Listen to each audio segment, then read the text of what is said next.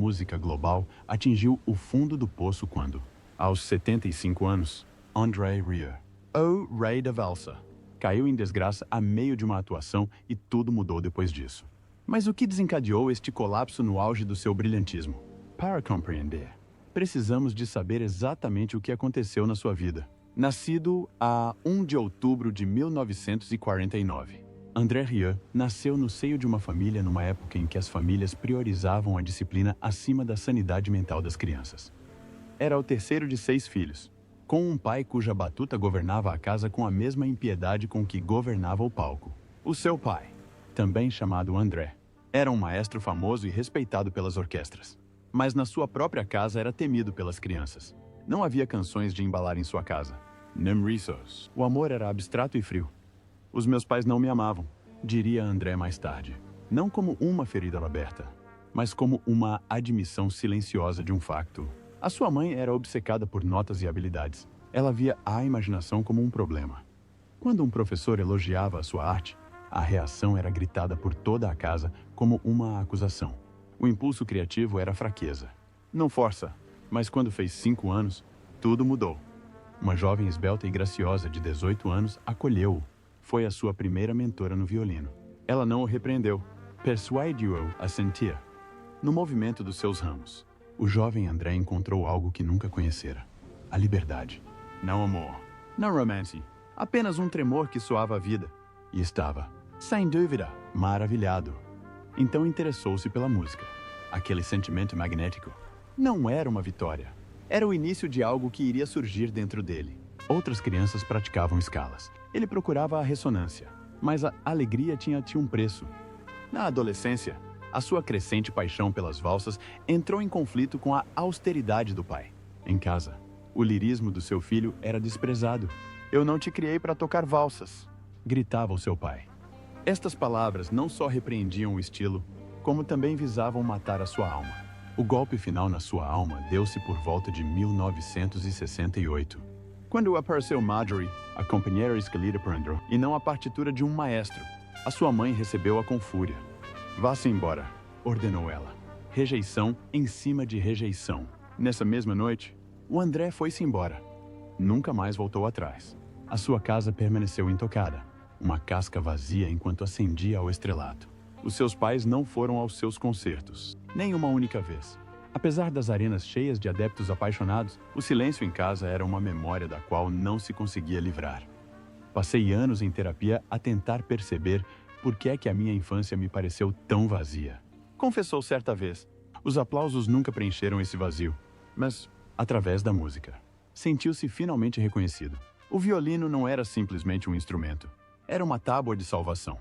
Sempre que tocava, abriam-se janelas. Em 1978, após anos de testes orquestrais e de suportar o eco estéril das salas de concerto, André rompeu e deu início à rebelião. Lançou a Orquestra de Salão de Maastricht, com 12 sonhadores, 100 figurinos e muita esperança. Estes jovens sonhos apresentavam-se em modestos salões comunitários, casamentos no quintal. Cidades fronteiriças esquecidas tocavam música apenas pela música, sem críticas, sem grandes palcos, apenas som, partilhado, humano. Tudo isto era aparente, mas no seu interior havia outra pessoa no centro de todas as operações. Era a Marjorie, era firme, precisa, discreta e tratava de reuniões de negócios, reservas e contratos de ghostwriting. Ela era a força invisível por detrás da magia visível dele. Quando ele hesitou perante a ideia de comprar um castelo em ruínas, ela ironizou: vender mais discos, não por interesse ou curiosidade, mas para construir o futuro. Esta revolução silenciosa não foi televisionada. Foi vazada. Em 1987, fundou formalmente a Orquestra Johann Strauss, com 2 músicos, mas com uma missão radical: restaurar o pulsar da música. Abandonaram a formalidade solene. Em vez de fraques pretos, vestiram-se de cores, convidando à alegria. A estreia no Ano Novo de 1988, repleta de luzes dançantes e melodias alegres, foi eletrizante. Os críticos riram-se deles, mas o público rebentou. Não estavam a assistir a um concerto, estavam a resgatar a música. Em 1995, num dos palcos mais grandiosos da Europa, a final da UEFA Champions League, em Viena, ocorreu uma transformação espontânea. Rieu entrou em campo com a sua orquestra, como a valsa no 1 de Shostakovich.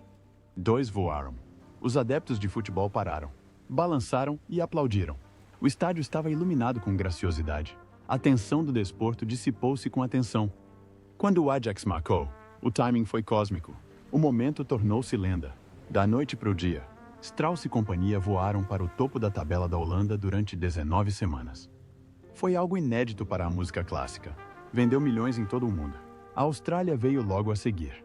Em Melbourne, mais de 38 mil pessoas encheram os lugares do estádio para testemunhar um conto de fadas em tempo real.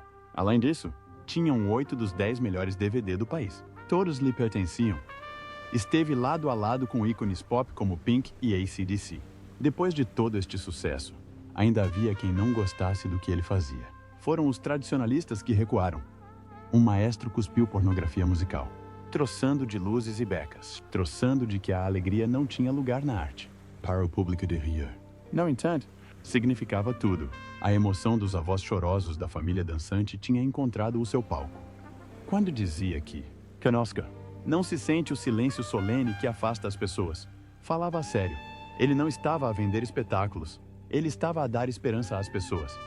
Mas, por detrás das luzes douradas e dos estádios cheios, o maestro estava a desmoronar-se. Em 2010, no auge da sua carreira, surgiu um novo problema. André foi acometido por uma infecção viral que lhe invadiu o ouvido interno. Para um violinista, o equilíbrio é tudo. O seu mundo desequilibrou. Turnês foram canceladas. Apresentações canceladas. O homem cuja principal atração era dizer, eu consigo, foi obrigado a dizer, não consigo. Era mais do que uma doença. Era uma fratura. Uma que nem sabia que tinha. Para ser mais preciso, era mais do que uma doença. Foi o momento em que um mito se rompeu, revelado num desequilíbrio trêmulo e reflexos turvos. Em 2010, aos 62 anos, André Rieu foi acometido por uma infecção viral no nervo vestibular, um ataque ao ouvido interno que o mergulhou num caos implacável. A sala girava e nada. Nem mesmo o chão debaixo dos seus pés oferecia estabilidade. Jazia acamado, com os olhos tontos, examinando as paredes que giravam impiedosamente. O homem que nunca vacilara sentia-se agora desamparado. Os médicos ordenaram repouso. A agenda da digressão e o homem que antes era rígido como uma parede de cimento ruíram como uma partitura barata. A recuperação do André foi muito lenta. Todos os tipos de terapêutica convencional falharam. De seguida, chegou uma carta de um fã australiano. Neil descrevia a sua própria batalha contra a mesma infecção e oferecia exercícios vestibulares que o ajudaram a recuperar o equilíbrio. André, desesperado, seguiu o conselho. Gradualmente, a distorção chegou ao fim. Após meses de abstinência, voltou a levantar-se. Primeiro instável, depois firme. Com o passar do tempo, regressou aos palcos, conduzindo uma digressão que marcou não só um regresso musical, mas a recuperação da sua reputação. Todos pensavam que ele tinha regressado à sua forma perfeita, mas, na realidade, nenhuma ferida, física ou emocional, cicatriza sem deixar rastro. A vertigem cedeu, mas o seu equilíbrio manteve-se vulnerável.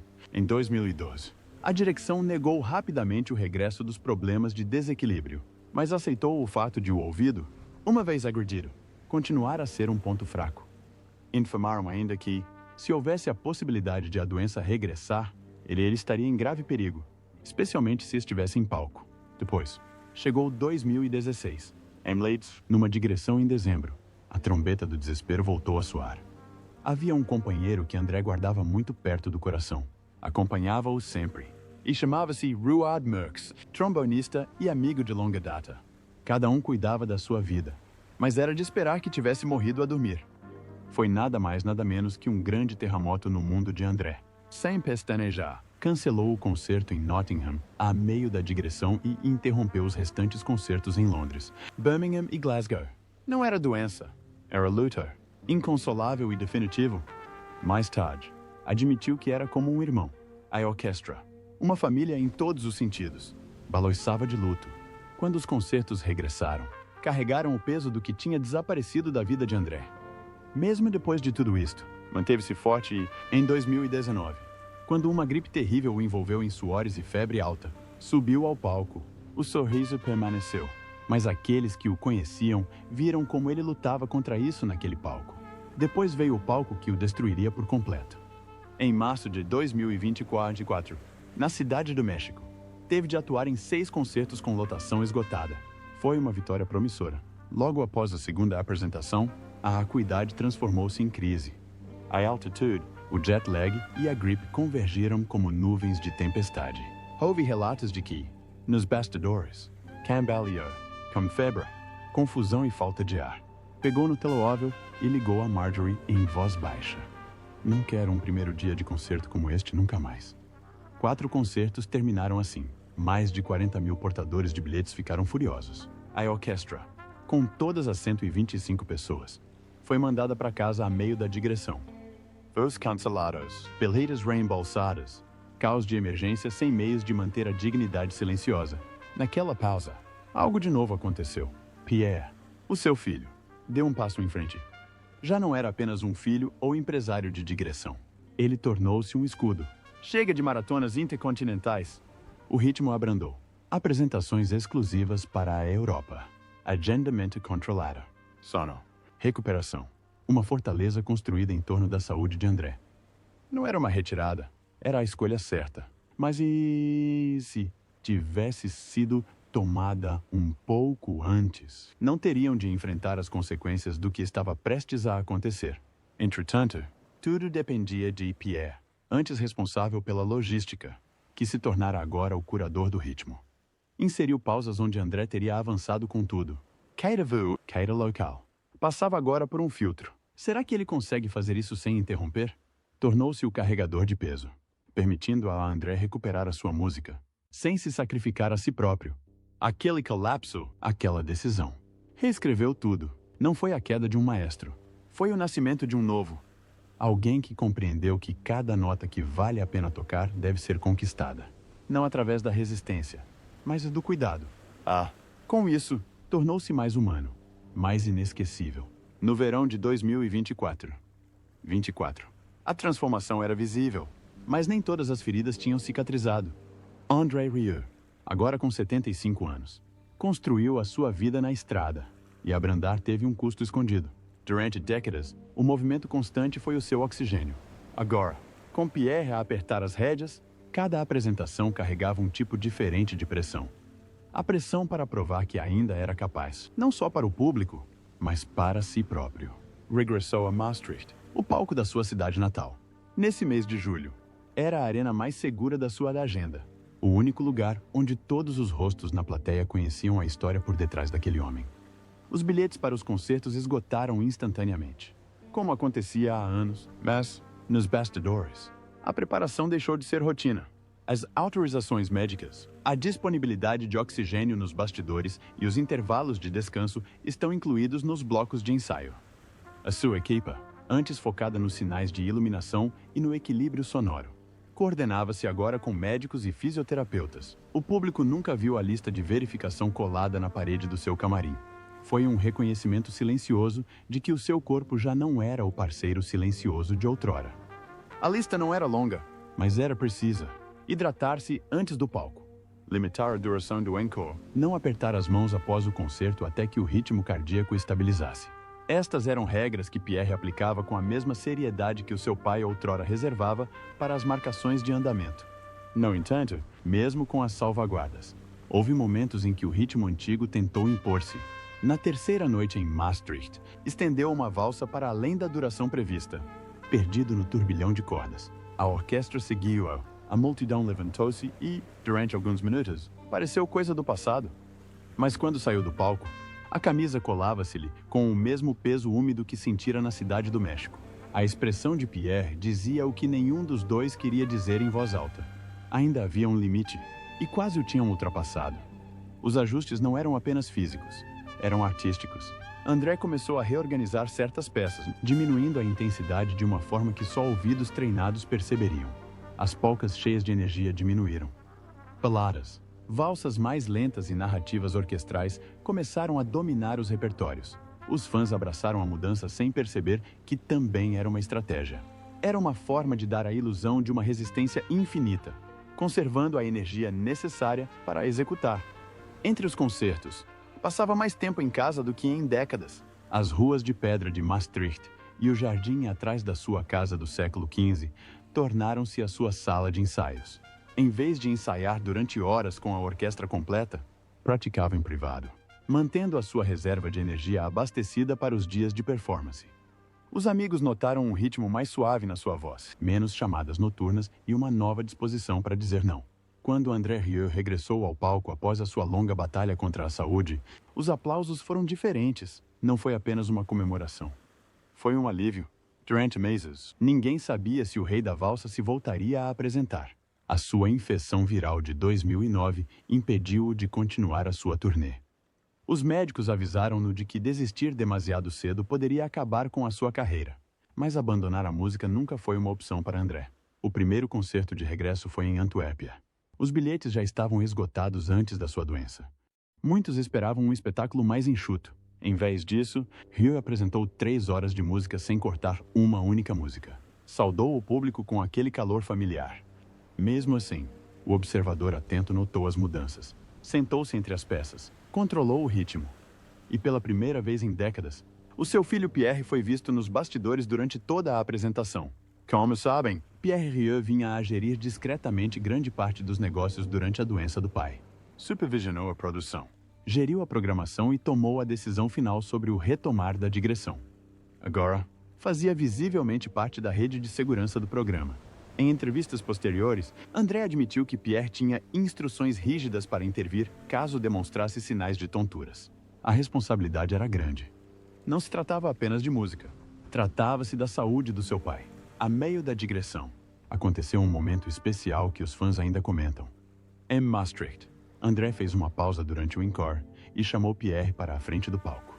A plateia vibrou quando Pierre, reluctant, se colocou sob os holofotes. André entregou-lhe um microfone e pediu-lhe que cantasse com a orquestra. Pierre não era cantor profissional, mas o público não se importou. Foi um raro vislumbre do laço pessoal entre eles. Ao vivo, para milhares de pessoas.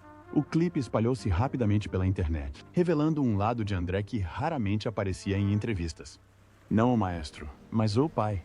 Nos bastidores, o ritmo era ainda extenuante. A recuperação de André exigiu uma programação cuidada. Mas a realidade da digressão deixou pouco espaço para descanso. No Brasil, o calor era intenso.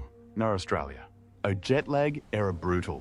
A equipa de André ajustou o repertório, garantindo que as músicas mais exigentes fisicamente eram colocadas no início do concerto, quando a sua energia estava no auge. Mesmo assim, o risco estava sempre presente. Uma reincidência da sua condição poderia pôr fim a tudo novamente. O papel de Pierre tornou-se ainda mais importante nesses anos. Ele não estava apenas a gerir a logística, tornou-se um guardião silencioso, fazendo julgamentos que por vezes anulavam os instintos do pai. André admitiu que por vezes discutia com Pierre sobre abrandar o ritmo. Mas também sabia que a cautela do filho era a razão pela qual a digressão podia continuar. Os fãs começaram a notar mudanças súbitas no estilo de apresentação de André. Houve mais interação com o público, mais pausas para contar histórias entre as peças. Não se tratava apenas de poupar energia. André estava conscientemente a tornar os seus concertos mais intimistas. Queria que o público se sentisse parte da viagem. De todos os altos, das meiras, das vitórias. Em 2012, a máquina carioca estava de volta em força.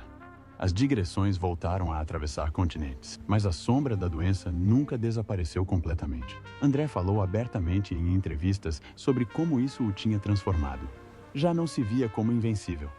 Cada apresentação parecia um presente, não uma garantia. Financeiramente, o retorno foi surpreendente. As digressões arrecadaram milhões. As vendas de DVD dispararam. Os concertos de Maastricht tornaram-se eventos anuais de cinema em todo o mundo. Mas por detrás do sucesso, havia um equilíbrio constante. A necessidade de proporcionar o grande espetáculo que os fãs esperavam, ao mesmo tempo que protegiam o homem no centro de tudo. A influência de Pierre tornou-se ainda mais visível nas decisões empresariais. Negociou com os locais para permitir tempos de montagem mais longos, para que a orquestra pudesse ensaiar sem pressas. Insistiu na presença de pessoal médico em todos os concertos, independentemente do local. E começou a preparar-se para algo que André raramente discutia em público.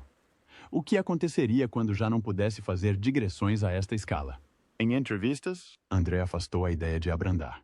Mas aqueles que estavam perto de si aperceberam-se dos sinais. As digressões ainda eram enormes, mas os intervalos entre elas aumentaram um pouco. O calendário permitia mais tempo de recuperação. Não era um retiro, era preservação. Ainda assim, as exigências eram implacáveis. Em 2016, o programa incluiu mais de 100 apresentações. Isso significou viagens constantes, alterações climáticas e o desgaste mental de dirigir uma orquestra em vários países. Os fãs só viam o brilho na música.